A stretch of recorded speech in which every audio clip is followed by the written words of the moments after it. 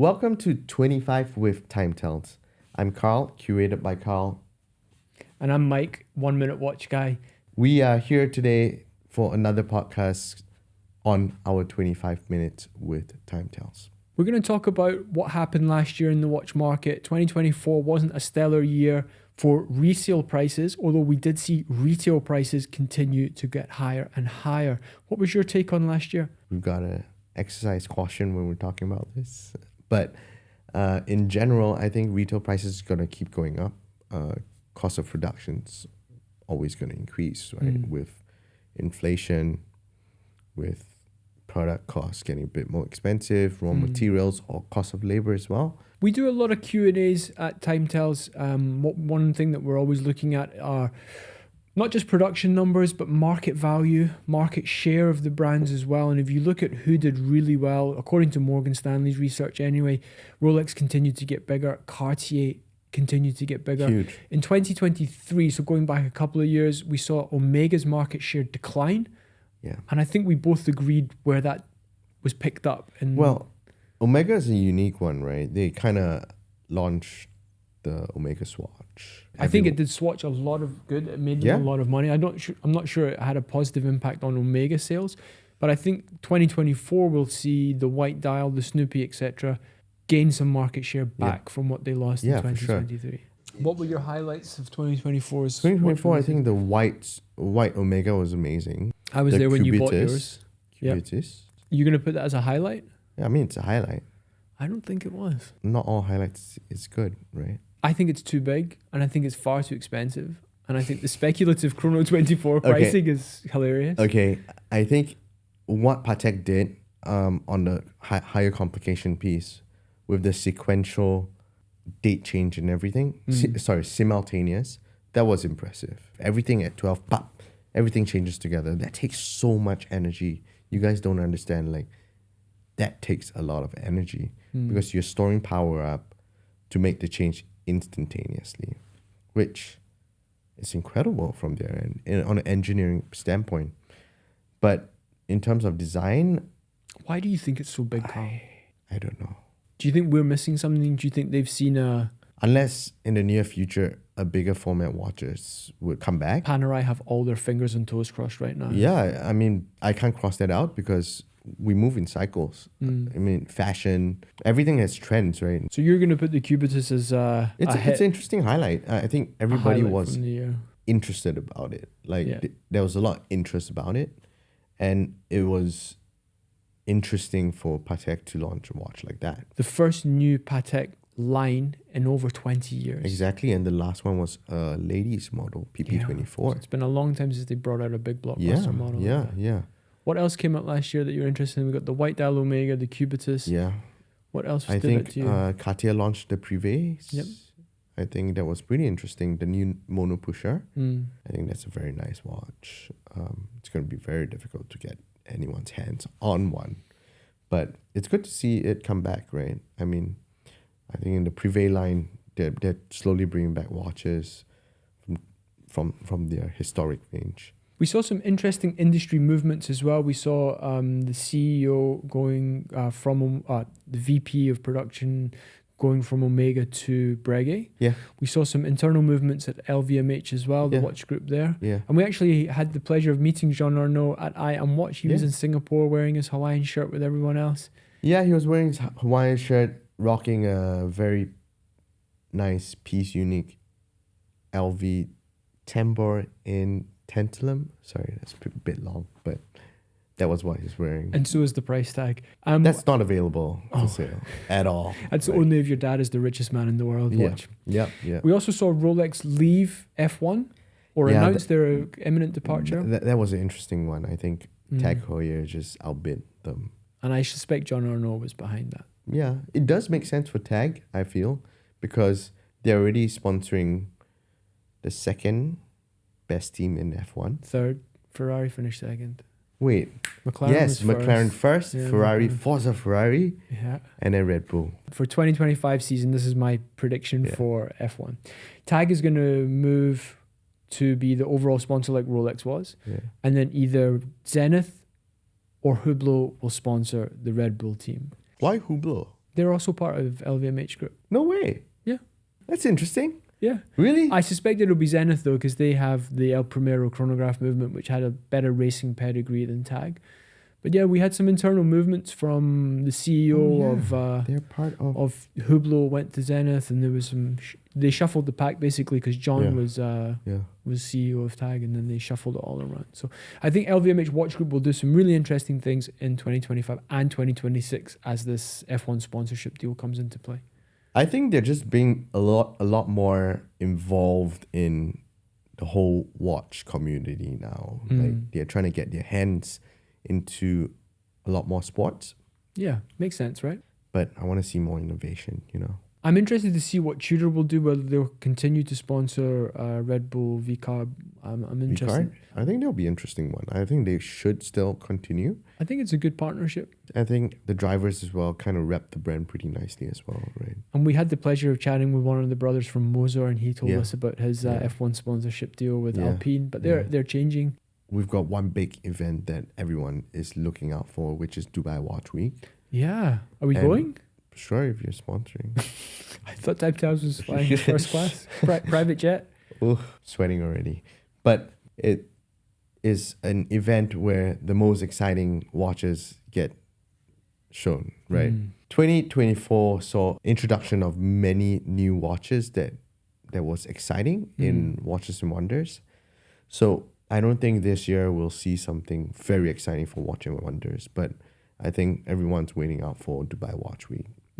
I think that's my take on where we'll see like exciting watches for 2025. I have high hopes for Vacheron Constantin this year. Okay, tell me more. I think being part of Richemont Group it's mostly a gift and very little of a curse. I think that they get a lot of independence. I think they get a lot of money. They get a lot of support to do marketing. Independence, really? I think they do. I think they get to do pretty much what they want. A couple of years ago, they did an event at the Art Science Museum here in Singapore. Yeah. And I had the pleasure of meeting Christian Salmoni, who's the director of design or something. Historic. I don't think they interfere too much, the big luxury group Richemont. I think they get to do pretty much what they want I to think do. I agree with Mike to a certain extent. Like, even Lange's in the Richemont group, right? Oh, yeah, I forgot about that. They've had the liberty to do as they please, like an independent brand, but with the support of a parent company, right? That gives a lot more potential for innovation, R&D. Yeah. But prices are high for these watches, you know? Like Lange prices are really high right now. Yeah, VC prices aren't coming down, put They it that aren't as way. well. Yeah, And they're very high. I think VC is lost somewhere with their clientele as well. Like you at today's market, you can actually see overseas models being displayed at VC stores and no one's picking them up. That kind of shows like something's up changed in the last couple of years. with You the can pick up a branding. steel overseas. Yeah. And I've heard from numerous people that the service hasn't been up to standard. 3 years ago, they opened up a boutique in my hometown in Edinburgh. Yeah. And it was very interesting speaking to the staff there because they'd obviously been through the training. In your Scottish accent. I'm half Scottish, half Singaporean. So I grew up in Edinburgh, and the store there is really nice. It's in one of the nicer areas. And the staff had the training very recently. And it was interesting hearing their side of the sales pitch, their side of the brand story, their side of how to sell to clients versus MBS, which is a great store, but their clientele is very different. Their clientele is so different in the MBS than even Ion. Unfortunately, the customer associates in watch stores in Singapore are not the best. It depends where you go because some people are fabulous. Yeah, I think the good people are in very good brands. I was supposed to go to Edinburgh for university, Oh, why didn't you go? Things would have been very different if I went. Maybe.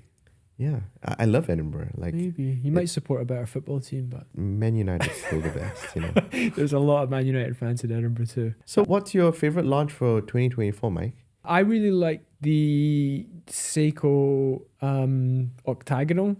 I picked that up the other day. I really like it. Do you see how different our choices are? It's too big. I love the white dial Yeah. Omega as well, but I also have the same issue. It's too big.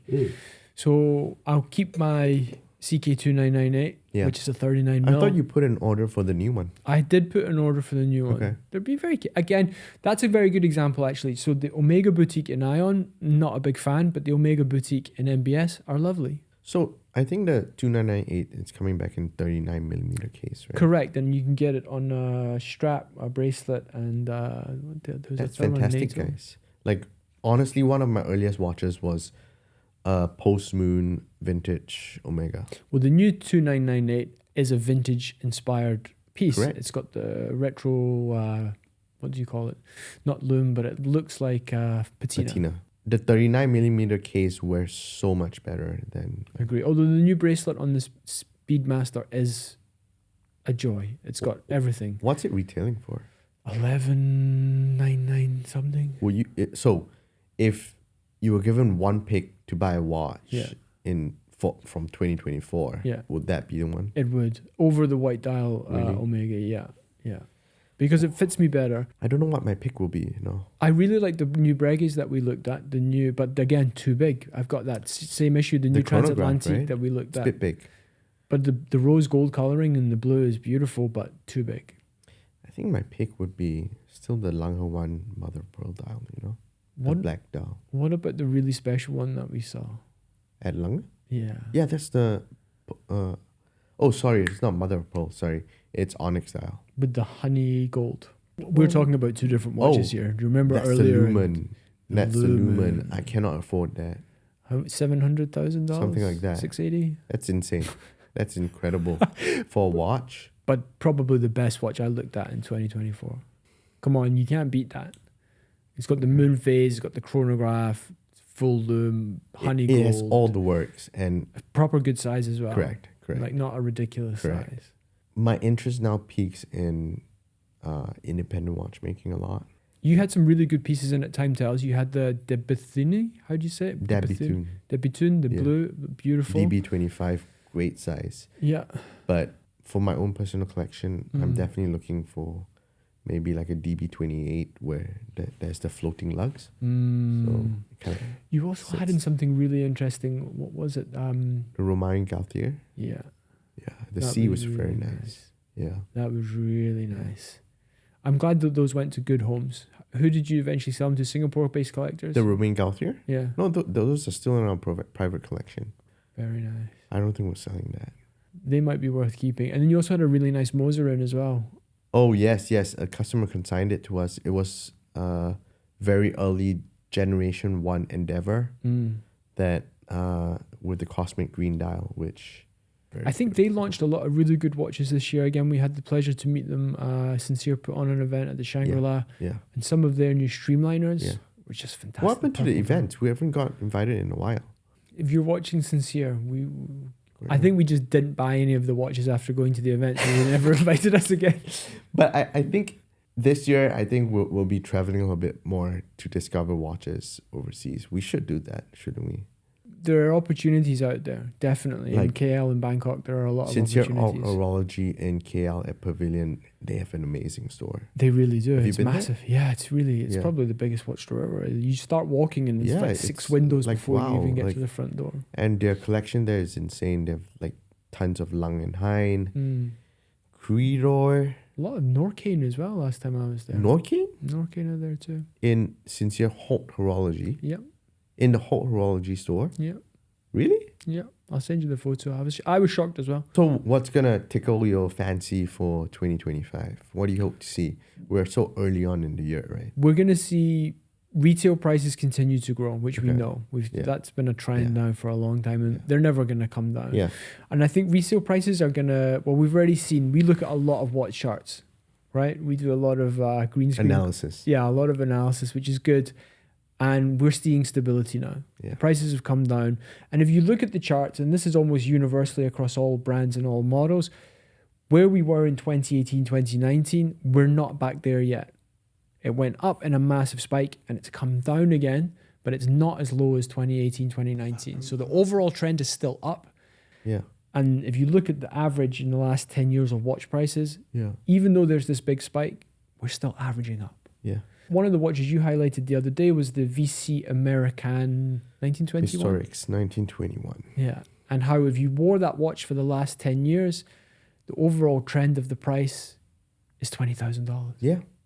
Which is an amazing opportunity to wear, enjoy, and love a piece and essentially get your money back after 10 years of enjoyment. So the thing is, if you pick the right watch and you buy it at the right price, there's great residual value over time. It's not going to be like instantaneous flips. That's not what I advocate. And I don't think you should be buying a watch for investment as well. You got to enjoy it because no one knows what presents itself in the future, right? But my take is with retail prices going up, averaging 10% per year, the secondary or open market should follow in a similar trend. That's why the average prices tend to be upward sloping, right? Yep. Given inflation and everything, if you want to invest in something, I think speak to your financial advisor or someone. Tell me about the flops of 2024. Tell me about the misses, the things that you thought didn't do well. I want to hear from you first, that one. I think the pink Tudor Black Bay Chrono, not a good watch. Very hard to get, firstly, for unnecessarily. Yeah. So yeah, I didn't think that watch hit as hard as it should. And I think Tudor also came up with a bunch of collaboration watches, one with the All Blacks rugby team, one with the cycling team, and one with V-Carb in F1. And I thought, and even Inter Milan, they had a sponsor. So Tudor are out there trying to do these rare exclusive watches. Some of them did really well. Yep. The Inter Milan one I thought was really nice. Yep. But the pink Chrono, not for me. No. It's too big. I think Omega's watches are slightly on the bigger side for us. Yep. The Black Bay 54 is incredible size though. 54, 58, good sizes. I think they don't want to kind of eat into their own market share at Rolex. I think so. I think that's exactly right. Because the Daytona's a perfect size. Oh, so good. I don't really like the Bruce Wayne GMT black and grey. Why not? I prefer the all black. Okay. I think it's plainer, just two colors, black and green. The green hand. Yeah, I really like it. Green text, green GMT hand, perfect. I like how subtle the Bruce Wayne is though. Yeah. Out of the box. It's something like a new creation for them, like the Sprite. Which has really that's been a huge miss in 2024. Yeah. And resale prices, it's been very, very hard hit. Yeah. It's plummeting like a stone. Yeah. If we look forward to 2025 and 2026, Rolex haven't had a new line since the Sky Dweller. No, they launched 1908. But this is just the Cellini update, right? Yeah. So I think we've got something potentially big coming from Rolex. 2025, I don't think there'll be any like big launches. It could be just life cycle upgrades. But I think one of the worst watches that was released was the Rolex alarm clock. Tell me more about that. That big Sea Dweller that was launched. That was launched in 2024. The Deep Sea Challenge? Was it? I think it might be Deep Sea, 2023. Right? That's a reactive move to Omega's Ultra Deep, though, isn't it? I think so. They're just literally competing. Who's gonna wear that? James Cameron. They're just literally competing who can make the biggest the depth resistant watch. Really a pointless, futile exercise. Yeah. For me, maybe the Cubitus. It's a hit and a miss. I mean, engineering standpoint, watchmaking standpoint, it's great. The miss part is more on the design and why they went so big. Yeah. But don't hate me, Patek. I think we'll see them launch a bunch of new colors this year. And then in 2026, maybe a ladies version, which I'll probably end up wearing. Because if it comes smaller, I think that would be a very good first Patek for me. I think you'll be better off buying a Cartier Santos. Yeah, I think so. In like the green dial. Also nice. Oh yeah, so that's another really good point. What watches are you personally going to get this year in 2025? Whoa, that's a tough question, but... Do you want to hear mine first while you contemplate yours? There's going to be like another 25-minute session. I definitely want to get a Breguet Transatlantique. Yeah. But an older 39mm keeping version. One for you. Okay, Brenda. good. That's definitely on my to-buy list this year. I think that's still the best value luxury watch out there. Ever since we started collaborating with Mike, he has not bought a watch from us. I know. I've got so many to sell, though. That's the thing. You should leave it with us. I know. Yeah, if you're consigning your watches, DM TimeTells, DM Carl. I think Mike really liked the white dial Speedmaster as well from last year. Yes, it was a great watch, but I'm not going to include it as my best watch release of 2024. Okay. I think aesthetically it was really, really pleasing. And Yeah. if you love Speedmasters as much as we do, but I think I already have a very good Speedmaster that fits me better. Yeah. And I just can't justify spending another 10 grand on a chronograph that doesn't have a date, which I think is why the Breguet Transatlantique speaks to me more. Right. So that's on my hit list for 2025 to buy. And then I want a VC as well. Which one? I really like that white dial chronograph that you have, the overseas chrono. That You've was had a few. Great deal. You've had a blue, which really is tempting because it's so good, and you've had a Havana brown dial, which is beautiful. That was incredible. But the white dial has a texture to it that I think is really It's like a interesting. silver whitish tapestry dial, which was really nice. I want to get my hands on some Japanese independents. Okay. Let's go to Tokyo. That should be on our table. No, I don't think going to Tokyo is enough, but we should definitely go to Tokyo and take some content in the stores if we're allowed to. I think they'll be okay. Yeah, we can just walk at Nakano Broadway and see what's up, right? So Japanese, can you give us some brand names of people we might have heard of? Naoya Hida is like on my biggest hit list, man. Why has he stood out to you so much? I think the way that he makes his dials, he makes Breguet numeral dials most of the time, but it's hand engraved on the dial. It's not stuck on, it's pushed in. If you go and see the finishing and the fine details of that work, it's incredible. So that's on your hit list for 2025? That's on the hit list, but it's a very hard hit list to get. I do want some vintage Aquanauts. Yep. Like, I think they'll always be a good purchase. I would probably go for like the 38mm 5065. I prefer the older ones because it sits down a bit nicer on You my had wrist. a 34mm last year as well, right? 36, 5066A. Yeah. That was really nice. Probably- Good patina as well. It was nice, yeah. Who ended up buying that? A Singapore collector, or you still have? No, I think it went overseas. Okay. Oh, I tell you what else I want. What? Is a Zenith El Primero. Something I've never owned, the Zenith El Primero anything. So I think there's some good value for some Super vintage good value, you know. Zenith pieces. For what watches they are, which used to power the Rolex. I think that's the most underrated LVMH group watch brand. And I really like Tag too. Well, you had a really good Tour Beyond Tag recently as well. That was very interesting. That was nice, wasn't it? Yeah, it was really interesting. We have in the collection now a Carrera 60th reissue Okay. by Heuer. Is it branded Tag Heuer or is it just branded Heuer? It's Heuer. I prefer those. I prefer those as well. Yeah, I'm a bit snobby like that. But anything just Heuer branded, I really like. I had the Jack Carrera 80th anniversary Panda, and it was. Was that the Monaco? No. Wasn't a Monaco. It was a round Carrera. It was beautiful. I do want to see what's in store for Universal Geneve as well. Yeah, this is an up and coming brand. It's a huge vintage brand, but I think they're going through a whole new ownership refresh. But let's see. I mean, this is a very interesting topic to talk about, like hits or misses for 2024 and our potential predictions for 2025. Let us know what your hits and misses are for 2024 in the comments, and we are set in stone for the year. But let us know your predictions. Yeah, we didn't talk about Grand Seiko. Speaking of Japan and predictions, but And I'll give you Seiko my Grand stats. Seiko prediction for next year. Sure. I think the retail prices are gonna get really, really out of control. Why? Their price trend is just ridiculous now. But I also see Citizen catching up because they've got some really interesting. They did a washi paper dial, and these prices are $3,000, $4,000, $5,000, $6,000, and they're creeping up. Have you seen the prices of some of these things? This is crazy. It's quite crazy, but in terms of their workmanship, pretty good.